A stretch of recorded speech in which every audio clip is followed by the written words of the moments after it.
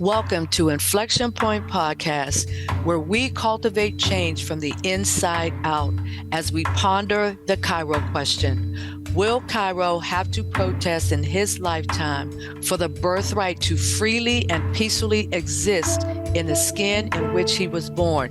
We stand on the belief that dismantling racism goes beyond laws and legislation or politics and economics.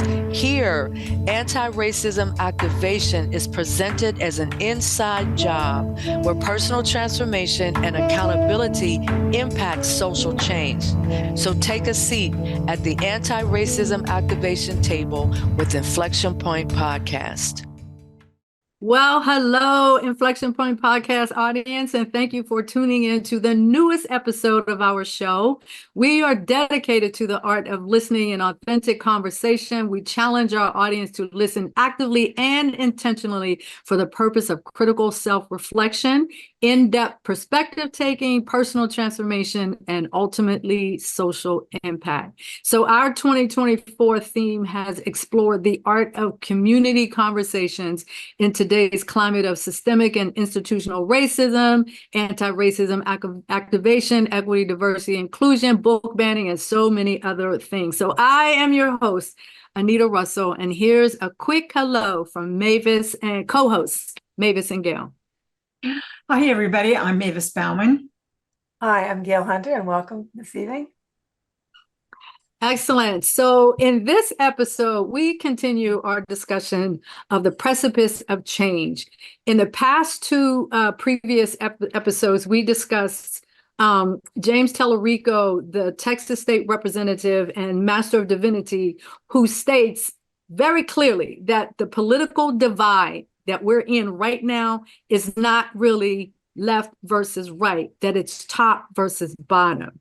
And the reason I love that statement is because it really kind of speaks to something that I hold very near and dear to my heart, and that is grassroots movements. And so when you think about where we are right now, and we've talked about how the grassroots movement has played a very critical role in supporting Vice President Kamala Harris and Tim Walz.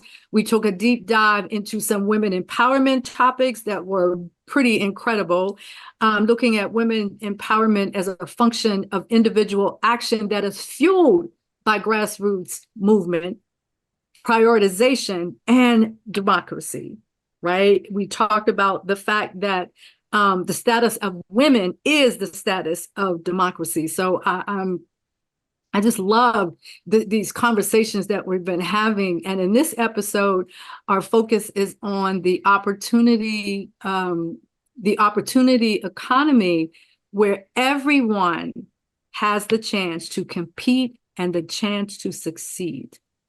And so we're going to start off by kind of digging a little bit into this idea of the opportunity economy. And if you've been with us for a while, you know, back several episodes ago, we talked about this idea of cooperative economics. And cooperative economics is really a focus on growing businesses, growing stores, growing shops, and working cooperatively with one another to be able to collectively reap the benefits of those things that we're creating. And so when you hear that, it speaks very much to the idea of community, right? It speaks very much to the idea of competition, having that chance to succeed. And so we're kind of building off of that, those previous conversations. And I'd like to start off with another quote from Vice President Kamala Harris, where she's talking about this idea of building an opportunity economy. And this quote comes from an article that was in Essence magazine. "Building that middle class will be a defining goal of my presidency. That's why we will create what I call an opportunity economy, an opportunity economy where everyone has the chance to compete and a chance to succeed." One of the other resources that I've sort of stumbled upon as we were putting this particular episode together comes from Prosperity Now, which is an organization that was founded by Robert Friedman, and he's an author. He's a founder of Prosperity Now. And Prosperity Now is an organization that focuses on driving change to advance racial and ethnic economic equity. And so when you think about all the stuff that we've been talking about social justice, we've been talking about economic equity, we've been talking about gender equity. And the point being that the reality is this country would be so much better off if opportunities were equalized, if the equity really existed across the board. And so Prosperity Now is about inspiring a big, bold goal to transform our community, our economy rather, to make it work for everyone. Now, I just want you to kind of let that idea sink in. When you think about so much of the historical things that we've talked about redlining.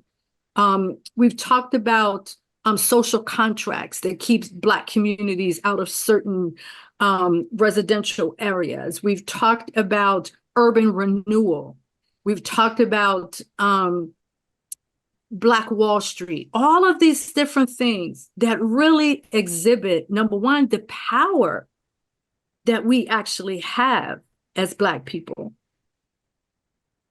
Right? And so if you could just imagine if that power was released in such a way that it was harnessed for the benefit of the entire nation, right? And that's that whole idea of transforming our economy so that it works for everyone. So those are the types of things that I find particularly appealing about Kamala Harris and Jim Walz's platform. When I think about those things on a very personal level, I can definitely relate to them.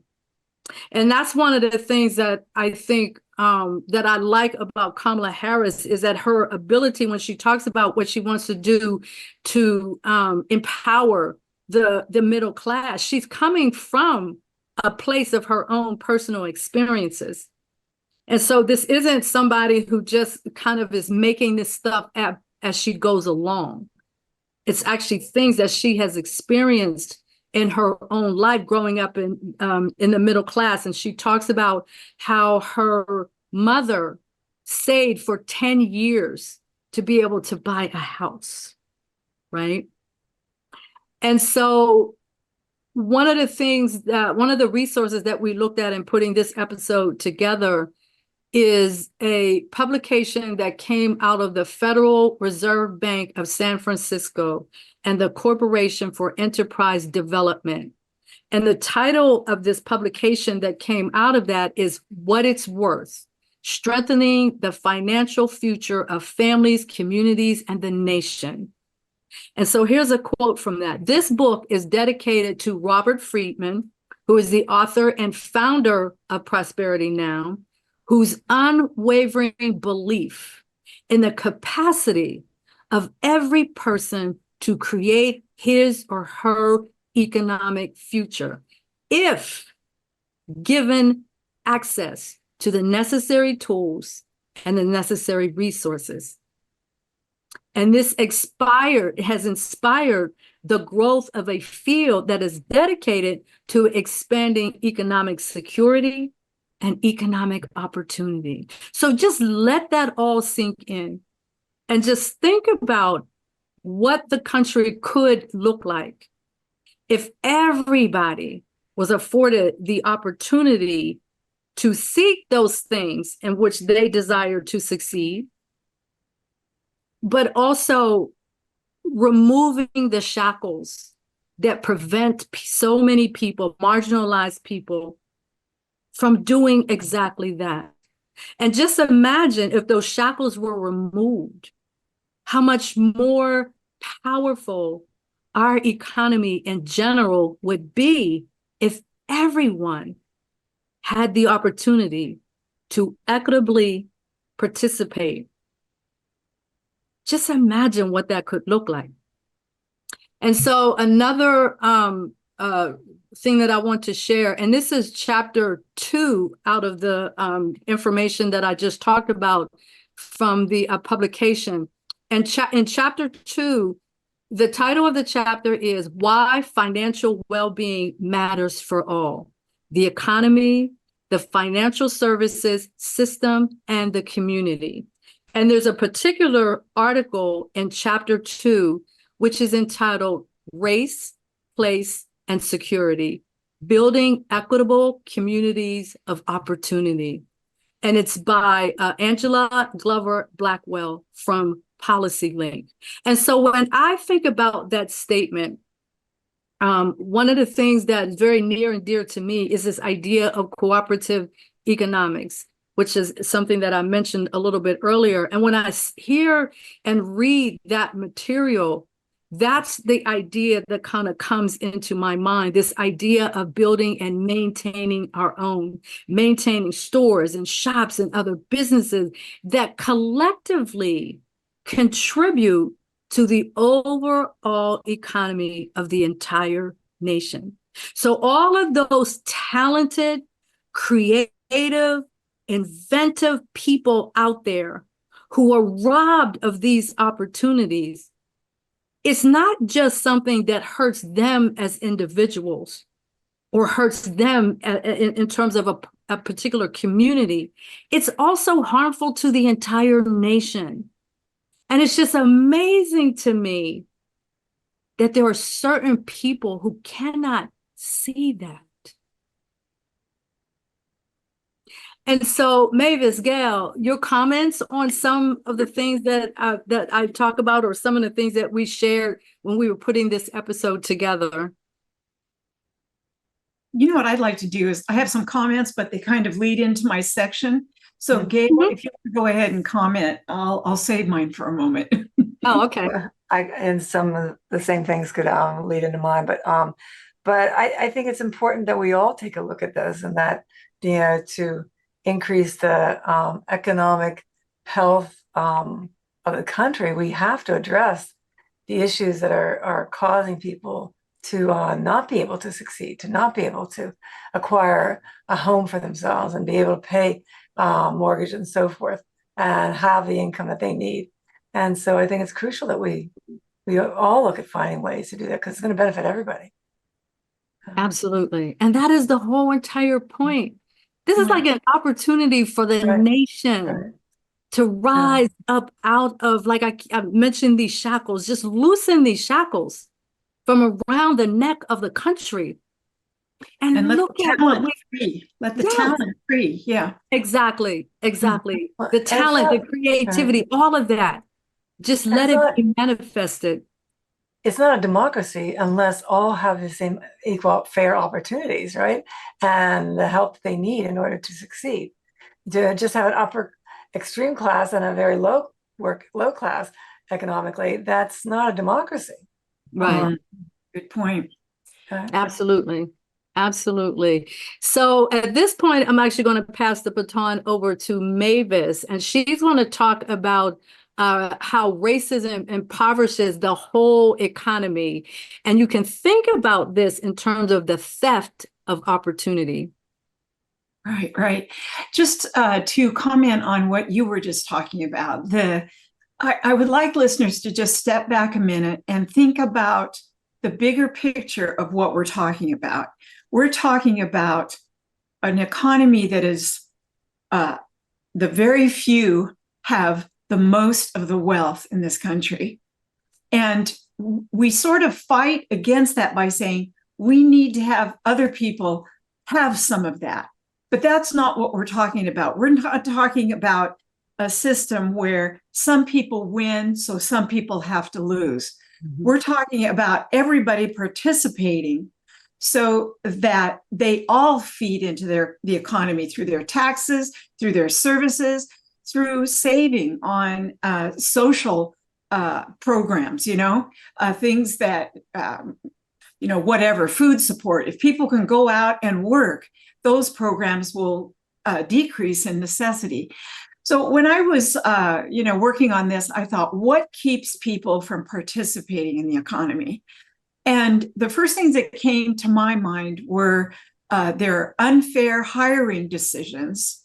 People that decisions made that keep people out of the economy based on, of course, racism, sexism, ageism, xenophobia, attitudes about disability and homelessness, a lack of access to education, wage discrimination, asset poverty, not having enough money to even handle one unexpected bill, lack of housing stability, safe neighborhoods, even location.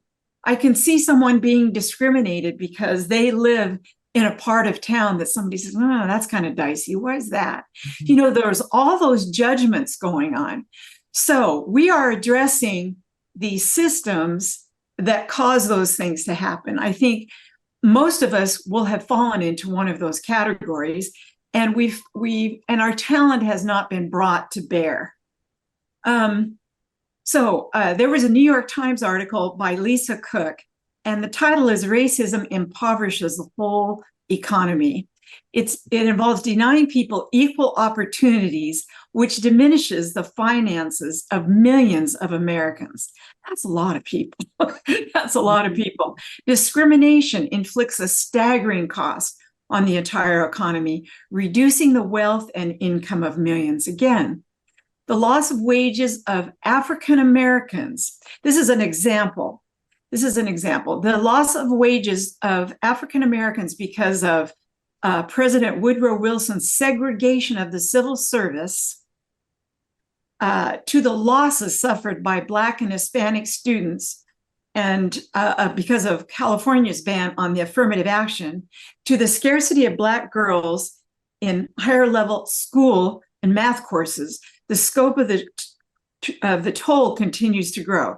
So back to the employment segregation of the civil service under Woodrow Wilson, that increased the Black-white earnings gap by 3.5% to 6.9%. And they did this by saying Black people can have these jobs and white people can have these jobs, mm-hmm.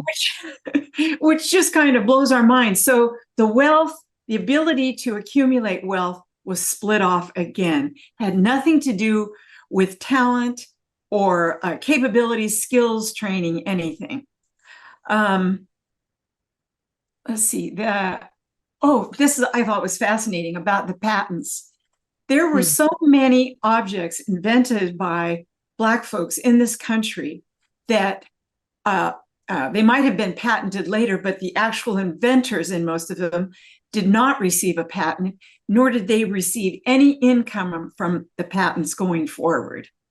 That happened, early in the 1900s. They're referring to it as hate-related violence that can reduce the level and long-term growth of the U.S. economy. The patents served as a proxy for invention and innovation. And they were never issued because of the violence, riots, lynchings, and Jim Crow laws. They weren't about to give patents to African Americans. The loss was considerable. The patents that African Americans could have expected to receive, given equal opportunity, would have roughly equaled the total income for a medium-sized European country at that time. So, I did not come from wealth, but I came from a family who was able to save. If you're not even able to save, you cannot really participate beyond survival. So it's that element that we need to change. I mentioned the discriminatory practice of hiring, specifically placing highly skilled African American workers who might have flourished as, say, doctors into low-skilled occupations where they had no comparative advantage. So, people who can sweep a broom, there's really no hierarchy in that. There's it's equal pay for that equal work. But there was more talent in some of the individuals, and that was lost. They're saying, it still lingers today, but to a lesser extent. they have cost the economy up to 40% of aggregate productivity and output today. Anyway, there's just so many examples here. I'm sure I'm not going to get through it by the end of this, but let me just scoot down here a little bit. When invention is commercialized and companies sell the shares to the public, the wealth gaps are stark. So, we've been talking about shareholders and consumers versus labor and so on. That wealth is going to shareholders, not to the people who have done the work or perhaps even invented certain solutions to a problem. It says 7 of the world's 10 richest people in the Forbes list are associated with tech companies. You know their names: Jeff Bezos, Bill Gates, Mark Zuckerberg, Elon Musk are the top 5. Even 50 is Black. There's so much research on this to prove what is happening. And I hear people I've known saying they didn't try, they aren't good enough, they weren't smart enough. Why didn't they pull up their bootstraps? That's not really what the problem is. So that when we have that attitude, that puts us in the position of, how can I help? Here's some money. No, we got to change the system. We got to change the system. Nobody really wants charity. They want a system that they can participate in. Then they were talking about venture capitalists. In 2014, less than 1% of capital funding went to businesses founded by African American women. 1%. And in 2015, only 2% of all venture capitalists were African American. Now, I can imagine what venture capitalists, if Black folks were more highly represented in that community, what they would be doing. One of the things that in this New York Times article says, we need to address the systemic racism at every level and diversify the boards. Even the boards are still white. So anyway, Anita referred to this work by Robert Friedman, Building the Opportunity Economy. And there's a lovely quote that he starts out with from Abraham Lincoln. I love this. And I think it's really good to think about. The objective of government is to elevate the condition of men, to lift artificial weights from all shoulders, to clear the paths of laudable pursuit for all, to afford all an unfettered start and a fair chance in the race of life. That's 150 years ago. So, we don't want to think of government as a handout function. We want to think of government as a way to elevate, as Lincoln said, the condition of men, women. And the key is that Friedman puts forward is to first start with the recognition of the capacity and productive potential of low-income and economically marginalized people. They are the potential creators of wealth, whether as skilled workers, entrepreneurs, homeowners, savers, or investors. So if you even think about, this group of people being able to earn and save a little bit, that savings goes into the market, goes into the capital markets. And then, other people can use it to borrow and grow. Meaningful development relies more on building on the strength of the people than remedying their perceived deficiencies. So that's what I was referring to when I was saying, we just don't want to talk about government handouts. We want to talk about systemic changes. There's a butte here. There's, stand by, folks. As we build these new relationships and business models, Friedman says, we are reminded of what we learned long ago. Multiple strategies are successful if we instill confidence, build competence, extend connections, and add capital. So, in his article, he uses the example of in Alaska, Alaska shares the income from oil to its citizens. They give each citizen of Alaska $1,900 a year. They give them a piece of the pie. Can you imagine? So anyway, this group has done some research on that, and that would amount to, I think he says, $1,600 per person in this country. Think of what would be saved. Think of the problems, the tickets that would be paid, the bail that would be paid, get somebody out of jail to free them up to work again. People are imprisoned for the slightest of things and can't pay their ticket or whatever. So I just love the idea of having a cushion there. And there's just so much more here, but I'm going to take a minute for questions. Actually, we need to go to a break, and I wanted to make one statement, and then when we come back from the break, we can continue the conversation. Okay. But one of the things that came out of Friedman's work also is this idea around the research. So they talk a lot about research involving concepts and lessons that are helping to reimagine our work and how we do things and how we do things together. And the research also suggests that organizations, companies, laboratories, colleges, universities, you name it, are leaving colossal sums of money on the table by not maximizing talent and the living standards for all Americans. And so the whole idea is this full recognition that the nation as a whole would be better off if we had a much more equitable system. So at this point, we'll take a break and then we'll come back and finish the conversation.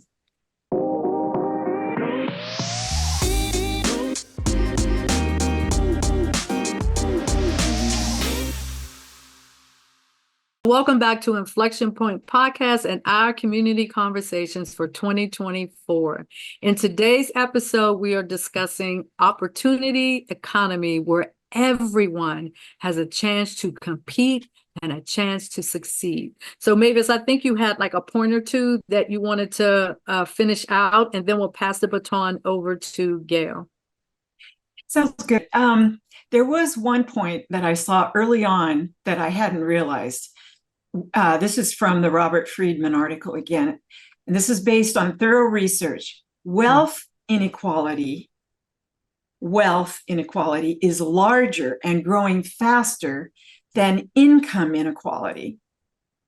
We fight a lot about wages, income parity, for people doing the same job, but this wealth inequality is huge. In fact, in the article, he comes up with some solutions like a children's savings account. So you can start saving on a tax-free basis for your baby once the day that baby's born. Providing a small asset for home ownership. I know Kamala said $25,000 for first-time home buyers. That would change generations. I don't know how she's going to do that, but anyway. It says none of the current savings account systems like IRAs, 401ks, and so on are allowed to be used to invest in entrepreneurship. So think if we could take whatever savings we had in those instruments, especially if you work for a corporation, and invest it in yourself, in your own business, tax-free. Just doors can be opened without somebody else losing something. And I think that is one of the single biggest messages in doing this work. This is not a zero-sum game. It doesn't work like this. If I'm down here and I get elevated, that means you have to come down. That's not what this is about. It's about equalizing. It's about equity, meaning everybody gets to participate without obstacles being in their way. Remember, we had the conversation with the two Navy men. right? One was Right. white, the other one was one was a white officer, the other one a black officer. They didn't know each other while they were in the military, but when they came out, they got connected to one another, and it was quite an aha moment for the white gentleman when he began to realize that going and being in the Navy for him was like running a marathon, nice and smooth, running a marathon. Yes. But for the black man, it was like an obstacle course. And so many things just being thrown in the way to prevent this individual from moving forward in the same way that this gentleman over here was able to move forward. So it boils down to removing obstacles. Yeah. So at this point, Mavis, we're going to flip it over to Gail so we can Fine. finish out the third segment here. That's great. Great. Thanks. Yeah. So this, the information came from, I believe it's a book, isn't it? What It's Worth, Strengthening the Financial Future of Families, Communities, and the Nation. And this is mostly from chapter 2, which is, we are in this together, bipartisan solutions to preserve the American dream. So for financial vulnerability, as we've been talking about, it's such a significant issue affecting families' economic well-being. It encompasses various aspects like, as we mentioned, income, wealth, financial security, and resilience. And resilience is important, right? Because that means that families that have this are able to want to continue to strive and continue to work towards their goals. It's crucial for families to have access to opportunities, financial services, and a secure environment. And also improving household financial well-being can benefit the United States economy and vice versa. The economy can benefit them. There's a link. The economists talk about a bubble bust cycle. And think about in 2000 on until 2008 and 9 when the crash happened, that was a bubble up until that point, right? And then there's a bust. It just all went away. So there's a link between the financial health inequity, income stagnation, and underregulated finance leading to these economic bubbles and busts. That income inequality, stagnant incomes, and lack of financial knowledge can lead to an increase in borrowing. And that Great Recession was driven by debt, these housing bubbles, and underregulated financial practices. So what are the effects of financial health? Well, supporting households on low wages involves managing various expenses such as their rent, their bills, their food, transportation, etc. When you budget that, coupled with a free or low-cost checking account with direct deposit, can save money and promote saving habits. And we've talked, Nita made us both talk about saving. Access to loans at reasonable rates is crucial for families to make significant purchases and investments. This is all if this was all provided. Community development financial institutions play a vital role in providing affordable banking and credit services to low-income families. That would definitely be an assist to families. Economic life for many households is often marked by income and expense unpredictability. It's challenging the traditional budget approach, making it almost impossible. The trust and relationships are key to achieving financial stability, with consumers valuing guidance and advice from financial institutions, making that available to all. Technology alone is not going to be sufficient. Consumers seek personalized support and guidance to address their financial needs effectively, and that means all consumers. Flexible and customizable financial products are essential to align with the volatility of a household cash flow, and often that doesn't happen, right? The integration of financial counseling into service delivery can also entrust and enhance and ensure tailored financial education. How many of us got that? How many people now in this day, today, have access to that? To tailored education? Exactly. Yeah, Economic education, financial and economic education. Yeah. Oh, I see. Sure. Yeah. Certainly people that earn a certain income can hire somebody, they can pay for somebody, but people that don't are not able to do that. They're not able to access that. So innovations like microloans, social audits can help also in reaching and serving underserved communities effectively.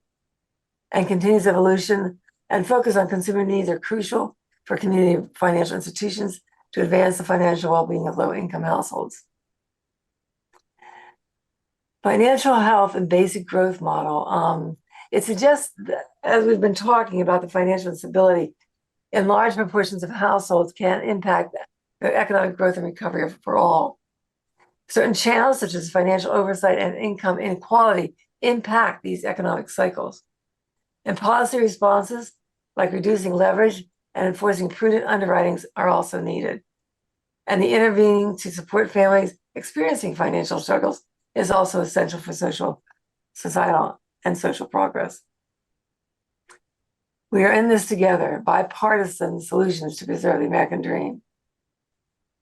Franklin Delano Roosevelt quote, and this is a quote from him: "Free economies rarely offer equal results or outcomes. Disparities of wealth are inevitable. However, they are only tolerable if the public has confidence that individual freedom can produce economic and social mobility, and that markets can be open to the enterprise of all corners. In the American economy, freedom can only be sustained if the core commitment to equal opportunity is nurtured and sustained. Social stability can only be maintained if the capitalist economy is offering procedural fairness."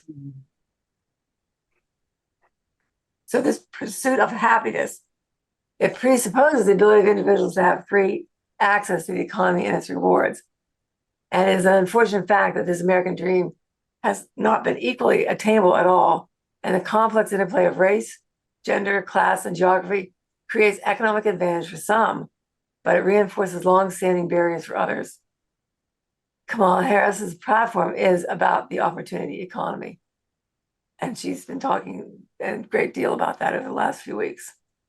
So this American dream, that belief that national economic prosperity hinges on individual and family financial well-being, also emphasize that the American dream, as outlined in the nation's founding document, is truly about life, liberty, and the pursuit of happiness through economic access and rewards. But the challenges I mentioned before, like race and gender, class, they all begin to create barriers for others, as we have already witnessed and talked about in numerous times. Policy solutions are needed to address this income stagnation, the wealth inequality, and asset poverty to enhance economic mobility. Common ground exists on need to improve this economic mobility, despite any ideological differences among federal office holders or political. Public policy should empower families to build wealth, control their finances, and navigate economic challenges. And also to be assisted instead of inhibited by things such as the redlining that occurred throughout the 30s and 40s, and even still today to some extent. And even in the World War II, the Black officers and men that fought in World War II were denied the GI Bill. I mean, just think about that, right?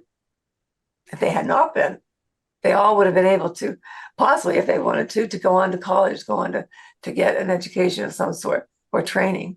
And they didn't get access to that. So growing bipartisan interest in asset-based policies for economic mobility is crucial. And the importance of empowering households to build economic security and success. And I think, Mavis, you mentioned the 5 bipartisan policy ideals for financial well-being: children's savings accounts for every child, and support of aspiring home buyers through down payment savings strategies like the individual development accounts, limiting barriers to saving by reconsidering asset limits and public benefit programs, access to financial products for micro entrepreneurs, increasing access to and participation in employer-based retirement accounts for financial stability. So our collective financial future really does depend on the financial well-being of all U.S. households. Today's turbulent marketplace presents an array of structural barriers that cut off access to the critical building blocks of financial well-being. They've listed in these articles that key financial building blocks, such as knowledge, experience, skills to navigate the economy, sustainable and affordable home ownership, access to education, liquid savings, entrepreneurship, retirement security. They're all crucial in being able to build those blocks in order to create stable and resilient households. The government and the community assets and financial security part, that financial security, it also involves not just thriving business and affordable housing, transportation, a tax base for essential services. It's meant to close the economic gaps, and it's crucial to eliminate barriers to opportunity and highlights the relationship between family financial security and community vitality. Race and place play a significant role in shaping economic mobility. Where we live determines high access to high quality schools, good jobs, banks, healthy food, and reliable, affordable transportation. And so the investments in education and social capital, meaningful employment is crucial for building this financial stability and increasing the capacity for individuals to provide adequately for themselves and their families. And everybody wants to do that. People don't want to just be dependent on handouts. They want to be able to learn something, to be able to learn skills and a trade, or to be able to go on to school and achieve what they have, the gifts within them to be able to express. But they need the opportunity to do that. I'm now out of time, so I'm going to skip one part here. So there's a financial well-being strategy that was also listed, and it integrates the financial capability services into diverse delivery channels. Focuses on financial literacy training for students receiving financial aid. Think about that. Just giving them financial literacy. How many of us, self-included, ever got that? Well, I didn't get that. And many people still aren't getting that, but providing that for them. Partners with financial education providers, banks, and credit unions for a new start with prepaid debit cards and tax preparation assistance. They also suggest enhances on campus career and employment services, connecting students to public benefits like resume writing assistance and job search workshops. And some colleges do that.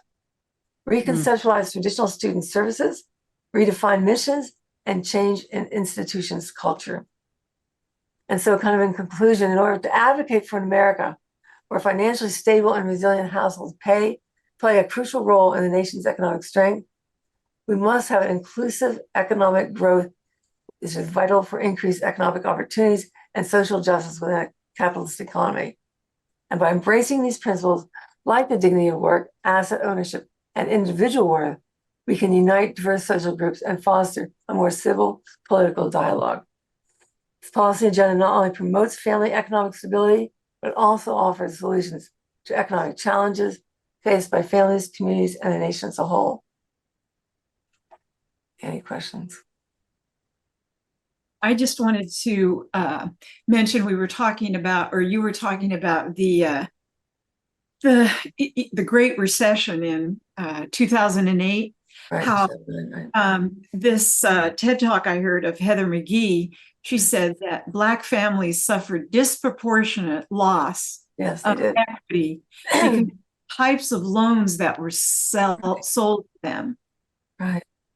That there should have been higher interest rates or balloon payments or whatever. And, that kind of thing doesn't need to happen. So Black folks lost their homes, and no one that created that crisis was ever held accountable. That's right. Which really, I can't tell you how many people I talked to during that time that didn't even know what the balloon was all about. They didn't realize that it was going to, mirror whatever the interest rate was at that point in time, and that was going to affect their mortgage payments. And so how many people lost and had to go, their houses went into foreclosures because they didn't realize that. And when you think about it, like you had mentioned earlier, the idea of financial literacy and starting that very, very young children. Yes. And so if you look at different segments of the society, you got this wealth class up here, you've got this middle class, you've got this class down here. And the primary in-depth knowledge of financial literacy resides up here, right? It resides up here. The idea of having that to be not filtered down, but to be built up from the bottom presents a different opportunity here. And so one of the things in the same paper, what to do next, strengthening the financial future, they talk about that the movement must be fed by many streams. Yes. It's tempting to try to simplify. It is tempting to try to simplify our path forward by clinging to one or two of these streams without actually looking at the whole entire series of streams, if you will. And it's talking about this idea of innovation and learning in the asset building and anti-poverty field. So we do a lot of work in those areas, but then it goes on to say, but the truth is that the growth has been defined by the interaction of those streams, right? And it's something that we've talked about in earlier discussions, this idea of there isn't just one thing that's going to solve this problem or this one big giant solution that's going to fix everything. You got a stream over here with the work that Prosperity Now does. And then you got these streams over here with the people who are doing the research and providing more and more and more information and more evidence that says if this were a more equitable nation, the nation in and of itself would be a wealthier nation because the wealth is distributed along the continuum, if you will, rather than being focused over there. It's across the spectrum of people.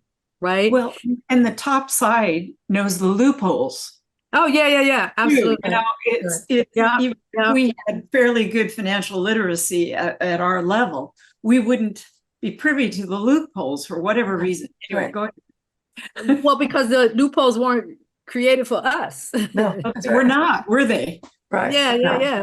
So, and again, when you think about, you mentioned, I believe, predatory lending. That's a perfect example.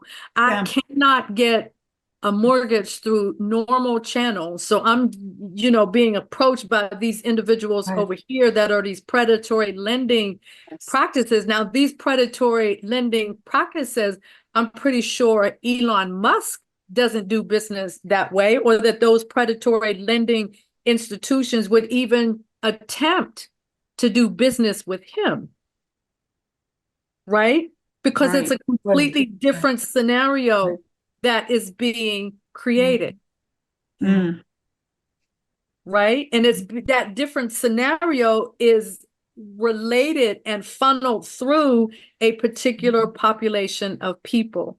And that is what helps to keep them down here and in that place where the folks up here have decided that they need to be. So I look at all of this work and it's like, let's just redo the whole thing.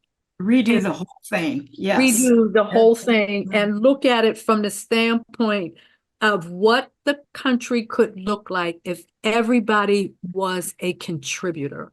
Right.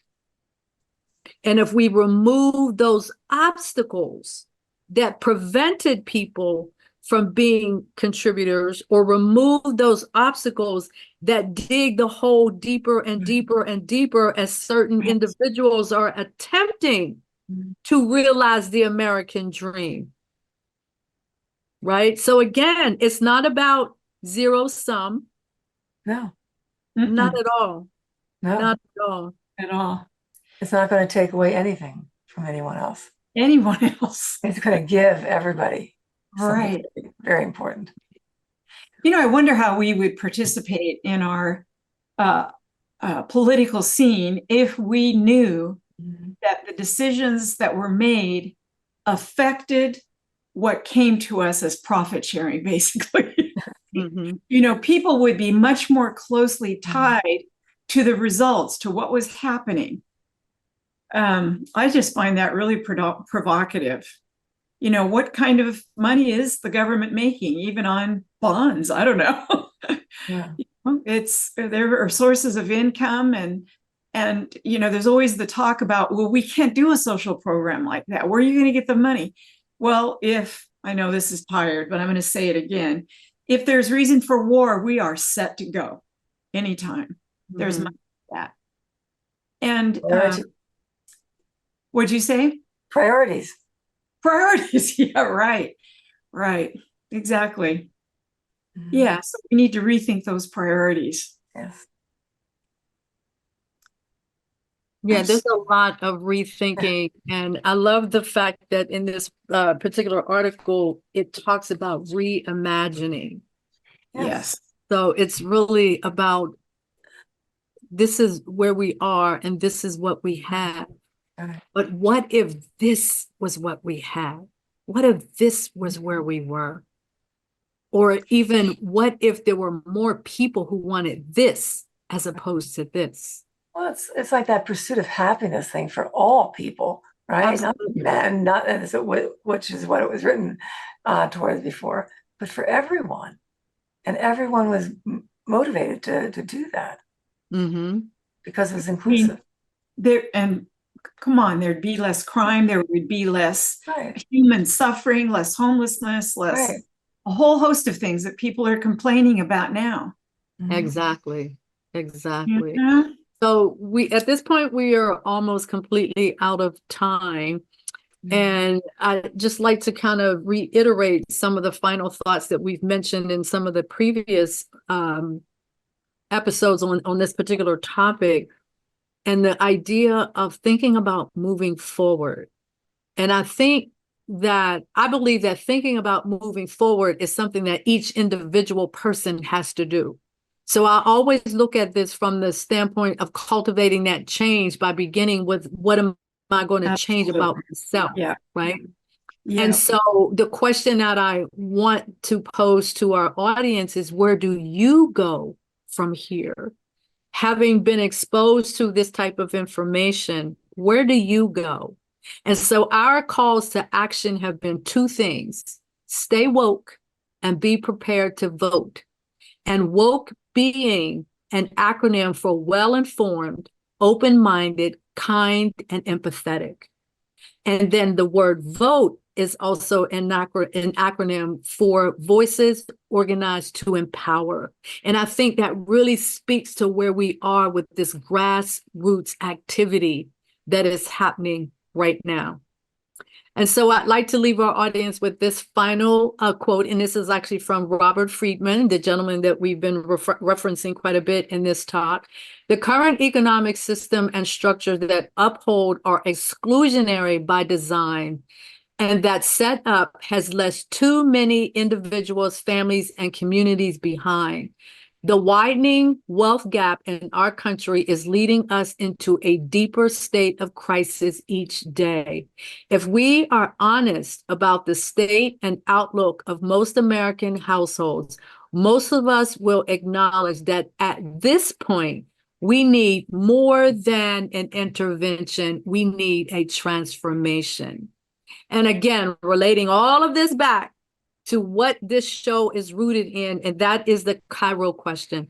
Will Cairo have to protest in his lifetime for the birthright to freely and peacefully exist in the skin in which he was born? And so the ultimate question is based on your personal accountability and how you define yourself as a member of society and a leader. And what will you do to ensure that Cairo and his contemporaries have that birthright to freely and peacefully exist in the skin in which they were born? And we all have a role to play. So thank you so much for joining us for this episode of Inflection Point Podcast right here on Transformation Talk Radio. We are here every first and third Wednesday at 3 p.m. Pacific time, 6 p.m. Eastern time, as we continue our community conversations. We'll see you next time. Thank you for listening to Inflection Point Podcast, where our mantra is cultivating change from the inside out. The journey towards anti-racism and social change doesn't stop here. Truth, reconciliation, and healing come from ongoing, open, honest, and deliberate conversations. Continue to dive in and deconstruct your thoughts, ideas, and beliefs as we band together to manifest social change. Tune in to Inflection Point Podcast every first and third Wednesday at 3 p.m. Pacific, 6 p.m. Eastern, here on TransformationTalkRadio.com for more conversations about how we can cultivate change from the inside out.